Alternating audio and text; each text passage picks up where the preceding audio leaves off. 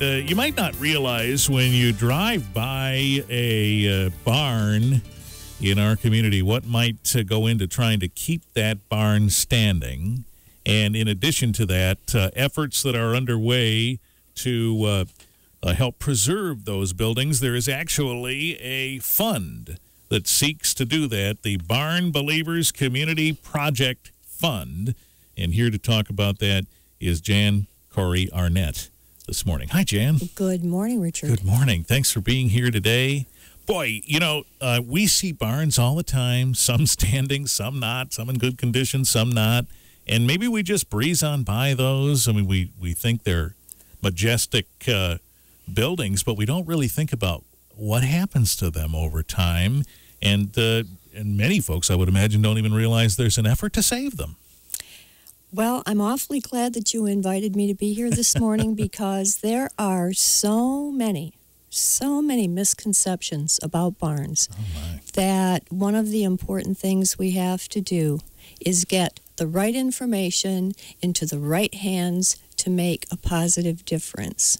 And you're right, we're driving down the road, we see a barn, and if we see one that's leaning, that the roof is caving in, many people say, oh, I feel so awful to see that. Mm-hmm. What can I do? Or there's nothing that can be done, when in fact there is.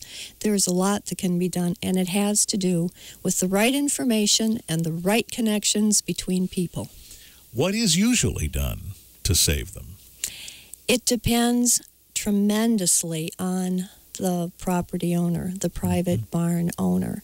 And again, the misconceptions they might have. If they think that because they're no longer using that barn for livestock or for crop storage, that it has no utility, or that someone has told them it always costs way too much to put on a new roof, or they see vines climbing all over barns. Oh, isn't that beautiful? No, it's not. It's deadly to the barn.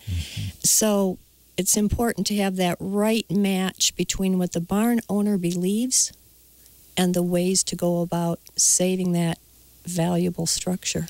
I guess if the vines are on it, it's going to hold moisture, which is deadly for the wood, right? That's right. And drags it down, pulls the building down. I see. Right, extra weight. So is there a point to where you would wish a barn not arrive, at which point it's a point of no return, and then it cannot be repaired? When that point has been reached, you know, the best thing that you can do, really, and it's very painful for me to say that, but it's almost like saying humanely let something go. But the goal is to never let it get to that point, because the fact is, if you keep a secure roof on a barn, if you keep it stabilized, if you keep it, again, without the vines and that sort of thing, you have a structure that can easily go on for another 100 years and do extraordinary things. So it's the roof that's key. The roof is definitely key, and of course keeping water out of a foundation, because it gets in there, it freezes, it cracks. Absolutely, right. The expansion and contraction with that. Yeah, that's right. So if you see a barn that and the walls look a little rickety, but the roof is still intact, then that barn can be repaired. Is that fair to say? It can, and there's far more that can be done than people even begin to realize. It's extraordinary. It really is. This is expensive, right? I mean, if somebody needs a roof on a barn, what does that run? Do we know? Well, let me begin by saying that this fund, which is held with the Battle Creek Community Foundation, will not be able to help a private barn owner. Got it. Unless, of course, someone like Warren Buffett decides that he would like to be a close and personal friend, and I can give him my phone number. Right. But what it will do, Richard, is get information to people so that long before that expensive roof has to be put on the barn, if it's patched, if there are other things done, it's a whole question of maintenance. But it's also understanding that the barn has value. Barns can be moved. They can be dismantled and cleaned and reconstructed elsewhere. And over the past few years, I've been compiling a list of adaptive new uses for barns, from microbreweries to homes to, believe it or not, dental clinics.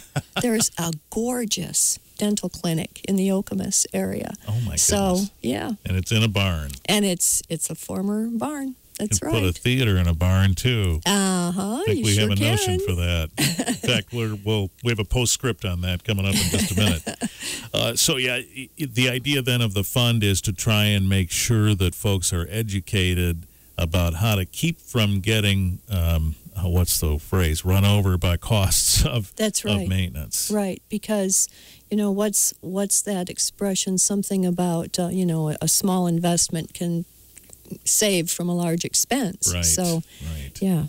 All right. And so what other things will the Barn Believers Fund seek to do?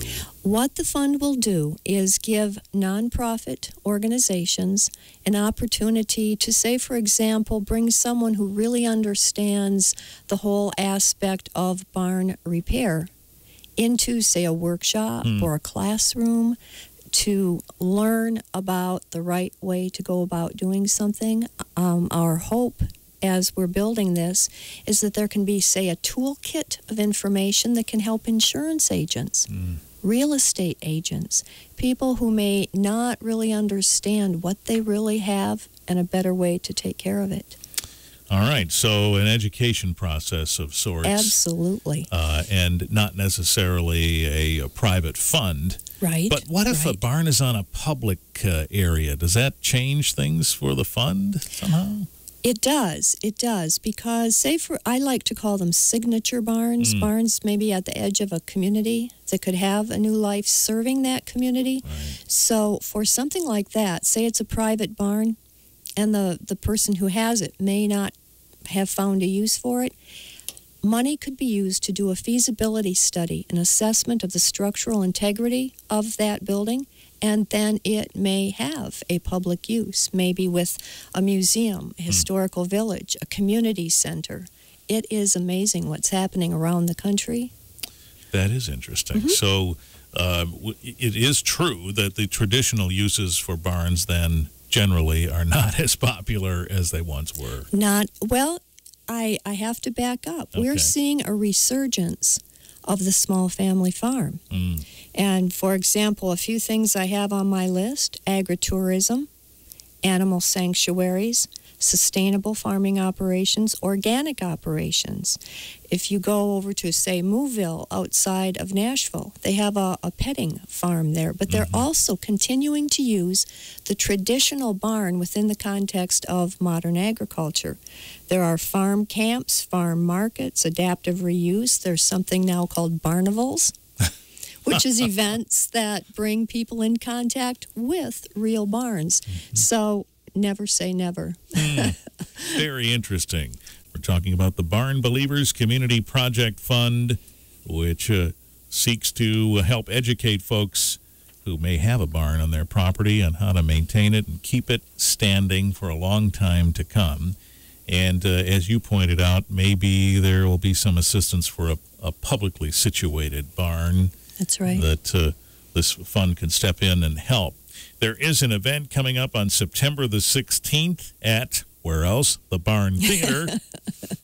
The Richard Lynch Band will play a special concert, and this is to benefit this fund. Tickets are $20, 2 for $30, and we'll give you a little sample of what that sounds like, too, before long. But the Richard Lynch Band will be in town on the 16th of September at 7 p.m. at the barn to help support the fund. So there, even though, you imagine this vast building and the costs involved to maybe maintain that or repair it, some barns don't need a whole lot just to make sure that there isn't a problem in the future. Is that fair to say? Absolutely. The question gets asked, how much does it cost to fix a barn? Well, how much does it cost to build a house? Right. How much does it cost to remodel a house? It all depends. The answer is always, it depends. Yeah. Right. It depends on what kind of a challenge you're looking at. That's right. But the idea would be to try and keep it from getting to a point where it's overwhelming. That's for sure. Yeah. Is Michigan one of the big states for barns? I would think it is. But it is. Have you been able to discern where we rank, or are we one of the bigger states for barns? We would be, because of our primarily agricultural background still. You know, that's a large part of our economy. You know, at one time, the country was 40% agricultural, and now it's 2%. So barns have taken a real hit, you know, quite literally. But there are still barns that are functioning and barns that need new homes. And, you know, they're a treasure. They are a treasure. Well, they are tremendous. I mean, you go around looking at them, and everyone is usually taken aback by the stature of them and so on. You know, barns have been likened to a cathedral because of the design of some of them, which is just like European cathedrals. And it always just inspires me when someone steps inside a barn and they have that, oh, wow, reaction, because they do that. They, you know, it's a trite word, I suppose, but they are awesome. Yeah, we use that word a lot now, don't we? We do. So the fund then is a new fund? It is a brand new fund, just established, and fundraising to build it is underway right now, and I have just been greatly inspired by the reactions from people that they now have a way to do something tangible. They can make a difference. So the fundraising's taking place, and I must say that with the Richard Lynch Band, the reason they were chosen is because they have written a song dedicated to American barns, and part of the performance that evening will come from 4-H and theater art students from the Olivet area, who are also going to perform a song written by our own Bob Lerner from right here in Battle Creek. Okay. So that'll be part of what you hear, and I have that somewhere if I can just find it. I have a clip of it here someplace. I'll find it eventually here, and we'll play a little clip of that from Richard Lynch. But he sings about barns, and he does. The lyrics of the song are focused on the notion that he had barns in his family as a young child, and that was a place where he had spent some of his formative years. That's and so right. Like anything, when that happens, it means something to you. It does. Yeah. Well, we'll look forward to further updates on this. We'll talk in the future, too, about what goes into trying to keep the barn standing and that sort of thing, and some other angles, too. So we'll look forward to that. Thank you. Thank you, Richard. And again, that Richard Lynch appearance, Richard Lynch Band. Pardon me. Richard Lynch Band will appear on September 16th, 7 p.m. at the Barn Theater in Augusta. Tickets are $20, 2 for $30, and you can see more details, richardlynchband.com, and that will benefit the Barn Believers Fund at the Kalamazoo Community Foundation.